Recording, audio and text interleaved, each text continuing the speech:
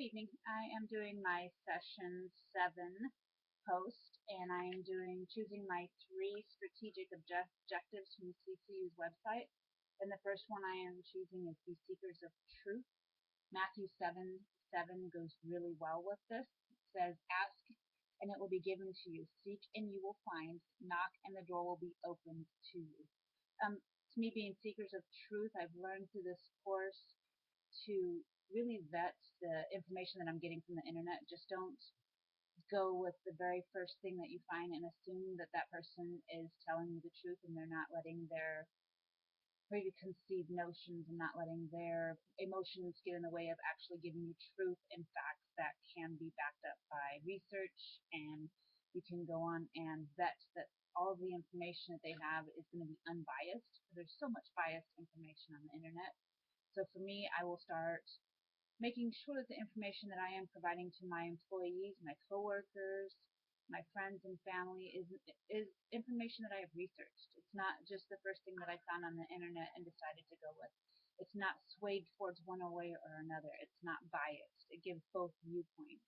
That way everybody can make their own educated decision and they can make their mind up and know that the information that I'm giving them is not just from my viewpoint, and they can know that I've actually researched the subject that I am talking to them about. And the next one I chose is Debunk Spent Ideas and Those Who Traffic in Them. And I chose another biblical verse to go with this one. I chose Proverbs 10:18, and it states, He who conceals his hatred has lying lips, and whoever spreads slander is a fool. In my personal life, the way that with this debunking spent ideas and those who traffic them, I've had a few friends on Facebook that I've unfriended because of their, I guess, their spreading of rumors. I have one friend who, anytime there would be any kind of violence against minorities, and I'm a minority myself, she would always blame it on the fact of the color of their skin and not what they actually did. I'm Hispanic and Indian, and if I and my children are Hispanic and Indian as well, of course, and if they did something wrong, I wouldn't blame the fact that they got in trouble. I wouldn't blame it on the fact that they are a different color. I would blame it on the fact that they did something wrong. You do something wrong, you deal with the consequences.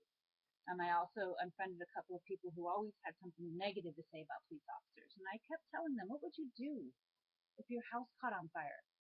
You would call 911. And they said, well, yeah, but I'm calling 911 and the firefighters are going to show up. Yes, but police respond as well. If your house is being broken into, you're going to call 911. If you need an ambulance, the police officers are going to show up as well. To always say that all police are bad is just, to me, is just asinine. My brother's a police officer, my uncle's a police officer, my sister's a probation officer. Not all police officers are bad. Just like not all doctors are bad doctors. Not all teachers are bad teachers. You can have bad people in a profession. That doesn't make that whole profession and all the people that are within that profession bad. So for me, them spreading their hatred and their lies made me realize that it was time for me to unfriend them. I don't need that kind of negativity in my life. And I've carried this over into my professional life as well. Um, I don't, I work with a lot of LTC patients, long-term care patients, a lot of dementia, a lot of Alzheimer's when I'm doing their medical case management. And some of the nurses can say, well, they have Alzheimer's. It doesn't matter what you say to them. And to me, that's not doing what God would want me to do. Just because they have Alzheimer's doesn't mean that they're not human. Doesn't mean that they need to have quality of life. Doesn't mean that they have feelings. Because if you say something hateful to them, they understand. They can kind of get that. If you grab them hard, they're going to bruise. They're still people, no matter what stage of life that they're in, whether they're 3, 20, or 80. They still need to have quality of life. They still need to be treated as people. So for me, I have told the nurses that I work with that I will not tolerate them talking about Alzheimer's or dementia patients like that. And if I hear them saying that they are less than a person, or it doesn't matter what you say to them, or it doesn't matter what you do to them, then I will report you to admissions, into the marketing, and to the director as well, to whoever will listen to me, because that to me is just unacceptable. You do unto others as you want done unto you. The last one is ask God to multiply our time and ability to glorify of His great name. I've noticed since I started the MOL program here and I've had to reference everything that I do to more of a biblical perspective. Before I started going to Colorado Christian University, I would say that I was Christian, but I didn't pray as much.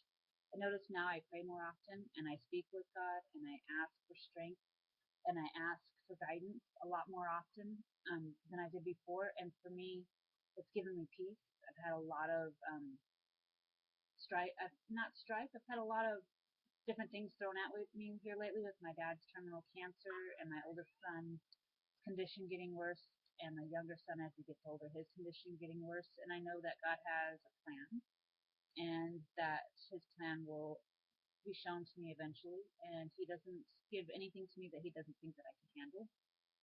This verse in my professional life, I speak with the coworkers that I work with. We do talk about God. We talk about whether or not they believe in God. I speak with my patients when I'm doing their medical case management. I ask them. We talk about God. They have Bibles. Most of them have Bibles, and they sit there and write their scripture. It's just it's a different generation, and it's nice to know that when their grandkids come visit them, their grandkids sit and read the Bible with them, and they talk about God. And it gives me a little bit of renewed hope that the younger generation is learning about God and learning that Christian values and morals. So it's not just all lost. You see so much in the world today where you think that God is taken out of everything now, but it isn't. In the job that I do, I get to work with a lot of people and I get to work with a lot of different religions too, which is very interesting. But for a while there, before I started my MLO program, I thought that our youth was turning away from God and they were turning just to social media and that's all that mattered to them. But it's not. A lot of kids will use social media to pass their message on. A lot of them will use it to fellowship with others. You see a lot of kids giving praise to God on their social media. So you just have to open your eyes and open your hearts, and it's there. We tend to see the negativity and not the positivity.